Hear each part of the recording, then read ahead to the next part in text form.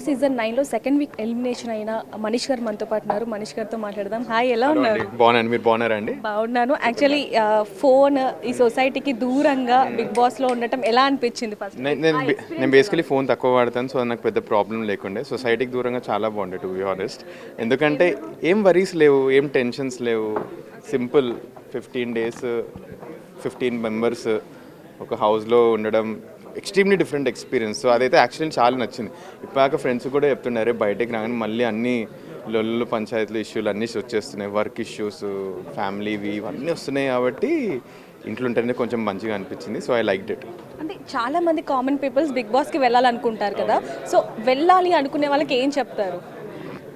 Try చేయండి చెప్తున్నా. Like నేను వెళ్ళే ముందు నేను అనుకున్న అరే అసలుకి ఏముంటుంది, అది ఇది టీవీ ముందు చూసి ఇట్లా కూర్చుంటాం కదా, మస్తు అనుకుంటాం టీవీ ముందు కూర్చొని ఇది చేసేయచ్చు అది చేయొచ్చు అని. లోపలికి వెళ్తే తెలుస్తుందండి. ఫస్ట్లీ ఉండడం చాలా కష్టం. మీకు డిఫరెంట్ మెంటల్ ఎబిలిటీ ఉండాలి ఉండడానికి, ఆ హెడ్ స్పేస్ ఉండాలి మీకు. సెకండ్లీ మీరు అనుకుంటారు అరే ఇంత చిన్న జడ్జ్మెంట్ చూడలేదు రాబాయ్ అది ఇది అని. మీరు అక్కడ ఉండండి, మీకు తెలుస్తుంది. చిన్న చిన్న పాయింట్స్ కూడా చేయలేరు. ఆ పాయింట్కి 15 members మీ మీద అరుస్తూ ఉంటారు. దీన్ని మీరు హ్యాండిల్ చేయాలి. కనిపించేంత ఈజీ అయితే గేమ్ అస్సలు కాదు. బట్ ఆ ఎక్స్పీరియన్స్ కూడా లైఫ్లో అసలు దొరకదు. సో నన్ను అన్నారు లైక్ స్టార్టప్లు చేసుకుంటూ సడన్లీ నువ్వు ఎందుకు వెళ్తున్నావు, నీకు అవసరమా అది ఇది అంటే, నేను అనుకున్నాను అసలుకి ఏముంటుందని. వెళ్ళిన తర్వాత నా ఒపీనియనే చేంజ్ అయిపోయింది. అరే ఇట్లాంటిది నేను ఎప్పుడు ఫేస్ చేయలేదు, ఇట్లాంటి ఎక్స్పీరియన్స్ బెస్ట్ అండి. One of the best experiences in my life Bigg Boss house. Bigg Boss season 9లో డిఫరెంట్ మైండ్ సెట్ ఉన్న వాళ్ళు ఉన్నారు కదా, సో మీకు బాగా అటాచ్ అయిన వాళ్ళు ఎవరు? ఆల్రెడీ చెప్పాను, సంజన గారు ఆల్రెడీ చెప్పారు కాబట్టి వేరే వాళ్ళ ఇమాన్యుల్ గారు. సో ఇమాన్యుల్ గారు నేను యాక్చువల్లీ చాలా మంచి ఫ్రెండ్స్ అండి. ఇది ఎంతవరకు బయట కనిపిస్తుందో నాకు తెలీదు. రోజు రాత్రి నేను ఇమాన్యుల్ గారు మాట్లాడుకుంటాం ప్రతి ఒక్కటి. ఏమంటారు, నాకేమైనా ఇట్లా టెన్షన్స్ ఉంటే ఇమాన్యుల్ గారు ఇట్లా షేర్ చేసుకుంటారు. It's very nice person. చాలా చాలా చాలా మంచి అతను ఇమాన్యుల్. ముందు ఒకటి వెనుకలు ఒకటి ఉండదు. ముందేమైనా ఉంటే మొహం మీద చెప్పేస్తారు ఆయన. బ్యాక్ బిచ్చింగ్ ఏది చేయరు అతను. సో ఇమాన్యుల్ నాకు చాలా ఇష్టం అండి. డే నుంచి నైట్ వరకు కూడా మొత్తం చూపియరు కాబట్టి ఏదో చిన్నవి చూపిస్తారు. ఇప్పుడు వస్తుంది. సో దానివల్ల చాలా మంది ఆడియన్స్ చిన్న వాటికి నెగిటివ్గా చూపించే ఇది కనిపిస్తుంది. మరి అలాంటప్పుడు ఎలా అనిపిస్తుంది? ఫస్ట్లీ ఏంటంటే ఆడియన్స్ నెగటివ్ చూపించడం ఒక లెక్క అవుతుంది, రివ్యూవర్స్ నెగటివ్ మాట్లాడడం ఒక లెక్క అవుతుందండి. నాకు బయటికి వచ్చిన తర్వాత తెలిసింది ఏమంటారు, ఐ గెస్ స్పెసిఫిక్ రివ్యూవర్స్ కొంచెం చాలా నెగటివ్గా మాట్లాడారని. ఫస్ట్లీ రివ్యూస్ ఒకటి మర్చిపోయే థింగ్ ఏంటంటే ఫ్యామిలీస్ ఇన్వాల్వ్ ఉన్నాయి గేమ్లో. Families are actually involve. వాళ్ళు ఇలా ఫీల్ అవుతారు. ఒక సినిమా ఉంటే రివ్యూస్ ఇంత ఇంపాక్ట్ చేస్తున్నారంటే బిగ్ బాస్ షో కూడా it is also being run by reviewers. So వాళ్ళు కొంచెం అన్నిటి గురించి ఆలోచించి మాట్లాడితే చాలా బాగుంటుందని నేను కూడా అనుకుంటుండే అసలుకి. నేను రివ్యూస్ని చాలా ఫాలో అవుతుండే. సో ఒక పర్సన్ని బాగా ఎలివేట్ చేయాలన్నా తగ్గించాలన్నా జనాల కంటే రివ్యూస్కి చాలా పెద్ద ఒపీనియన్ ఉంది. సో వాళ్ళు కొంచెం ఒపీనియన్ కూడా చాలా మైండ్ఫుల్గా ఇస్తే ఇట్ విల్ బి గ్రేట్ అని నేను అనుకుంటున్నాను. రాము రాథోడ్ గురించి ఏమంటారు? అంటే ఇప్పుడు వరకు కూడా ఓపెన్ అవ్వట్లేదు, సేఫ్ గేమ్ ఆడుతున్నారు అంటూ కూడా కొంతమంది అంటారు. సో ఫస్ట్లీ రాము రాథోడ్ నాకు ఫస్ట్ డే గొడవ అయింది. ఎందుకంటే నేను అతను నమ్మలేదు.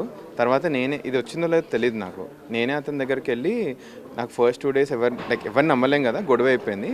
కూర్చుందాం, మనం కలిసి ట్రావెల్ చేద్దాం, ఫ్రెండ్షిప్ అది ఎస్టాబ్లిష్ చేసుకుందాం, మేము ఫ్రెండ్స్ అవుతాం. ఇదంతా అయిన తర్వాత చాలా కలిసి మీకు ఒకటి తెలియదు, ఇంట్లో ఇద్దరు పాటలు పాడే నేను ఇంకా రాము రాథోడ్ ఇద్దరం. సో అట్లాంటి బాండ్ ఎస్టాబ్లిష్ అయింది నాకు రాము రాథోడ్కి. లాస్ట్ డే నాకు ఫస్ట్ టైం రాము రాథోడ్ మీద క్వశ్చన్ ఎప్పుడు వచ్చిందంటే మన ఈ ఓనర్స్ టాస్క్ అయింది కదా, అన్నీ ఇచ్చేస్తారు. అక్కడ నుంచి అందరికీ క్వశ్చన్ వచ్చింది, అరే మన రాము రాథోడ్ ఏమంటారు సేఫ్గా ఉండి యాక్చువల్లీ గేమ్ ఆడుతున్నాడు. అందరికీ ఆ డౌట్ వచ్చింది, ఎవరు మాట్లాడట్లేదు, మేమేం మాట్లాడుకుంటున్నాం. సో అతను సేఫ్ ప్లే అయినా కూడా కొంచెం ఏదో ఉంది, దెస్ అనదర్ ఫేస్ టు హిమ్ అని నేను నమ్ముతున్నాను. బట్ ఏదైనా టాస్క్ వస్తే మేము ఫస్ట్ రాము గురించే ఆలోచిస్తాం. By the way is very good at task. So he's a safe player but he also has a game అని ఐ బిలీవ్ ఇట్. సంజన గారి విషయానికి వస్తే ఆవిడ కొంచెం గొడవలు పెడుతూ ఉంటారు, వాళ్ళకి వీళ్ళకి అంటూ కూడా కొంచెం బయట స్ప్రెడ్ అవుతుంది. అది నిజమైన వాస్తవమేనా? కాదు, తను కావాలని గొడవలు పెట్టదు. ఫస్ట్లీ ఆమెకి సపోర్ట్ చేయాలని కాదు. నేను ఎంత తిట్టానో అందరు చూస్తారు కదా. ఈ ఒపీనియన్ ఉన్నోడే ఒక ఆమె మీదే ఒపీనియన్ చేంజ్ చేసినంటే నేను వాళ్ళ గేమ్ అర్థం చేసుకున్నాను. ఫస్ట్లీ కావాలని గొడవ పెట్టదు. గేమ్ ఫార్మాటే అది కదండి. బిగ్ బాస్ ఎందుకు చూస్తారు? టాస్క్ కోసం చూస్తారు, ఎంటర్టైన్మెంట్ కోసం చూస్తారు, కొంతమంది గొడవల కోసం చూస్తారు. తినకే అవన్నీ తెలుసు అనమాట. టాస్క్ ఉంటే టాస్క్ ఇచ్చి పడేస్తుంది, ఎంటర్టైన్మెంట్ అంటే జోక్లు వేస్తుంది. బట్ ఇప్పుడు కాన్ఫ్లిక్ట్ బేస్డ్ ఎంటర్టైన్మెంట్ తీసుకురావాలంటే తినకి ఎలా పెట్టాలో అది కూడా తెలుసు, వితౌట్ హర్టింగ్ ఎనీవన్ ఎల్స్. ఎవరిని ఎమోషనల్ డ్యామేజ్ చేయకుండా ఎలా చేయాలో అన్నీ తెలుసు. సో తనైతే కావాలని చిచ్చులు పెట్టదు, చిచ్చులు కావాలని పెట్టినప్పుడు తర్వాత తనే వెళ్ళి రిజాల్వ్ చేస్తుంది. ఇది జనాలకు తెలియని విషయం. రీతు విషయానికి వస్తే లోపల ఒక లవ్ ట్రాక్ నడుస్తుంది అని చెప్పి లాస్ట్ టైం నాగ్ సార్ కూడా ఒకటి చూపించడం జరిగింది ఆ వీడియో. సో అది ఎలా అనిపిస్తుంది? ఫస్ట్లీ ఇప్పటివరకు బిగ్ బాస్లో లవ్ ట్రాక్లు ఉంటాయి కానీ ఎవరు లవ్లు చేసుకోరు. ఫస్ట్లీ ట్రాక్స్ అయితే నడుస్తున్నాయి, బట్ అది ఎంతవరకు ఎగ్జిక్యూట్ అవుతుందో లేదో వాళ్ళ పర్సనల్ దాన్ని బట్టే ఉంటుంది. ఒక్కొక్కరిది ఒక్కొక్క గేమింగ్ స్ట్రాటజీ అండి. లోపలన లేరు, అయితే నాకు తెలుసు, అదైతే నాకు అర్థం అవుతుంది జెన్యున్గా లేరని. ఎందుకంటే సడన్లీ కొన్నిసార్లు లేట్ చేస్తారు, మాకు తెలుస్తుంది తను ఏడవట్లేదని. నేను తన గేమ్ ఫాలో అవుతున్నాను కదా, గేమ్ అయితే తన గేమింగ్ స్ట్రాటజీ కరెక్ట్గా ఎగ్జిక్యూట్ చేస్తుంది. ఎగ్జిక్యూషన్ మాత్రం ఇచ్చి పడేస్తుంది అసలుకి, బట్ ఆ ఎగ్జిక్యూషన్ నాకు నచ్చట్లేదు, ఆమె గేమ్ ప్లే నాకు నచ్చట్లేదు అంతే.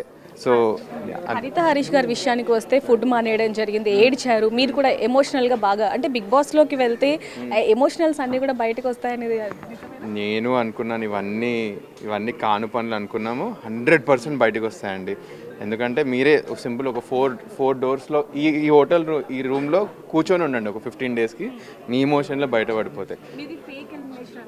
నాదా ఫేక్ ఎలిమినేషన్ నేనే ఖుషి అవుతాను తెలుసా. ఇప్పుడు కూడా వెళ్ళడానికి నేను రెడీ ఉన్నాను. I wish it is fake elimination.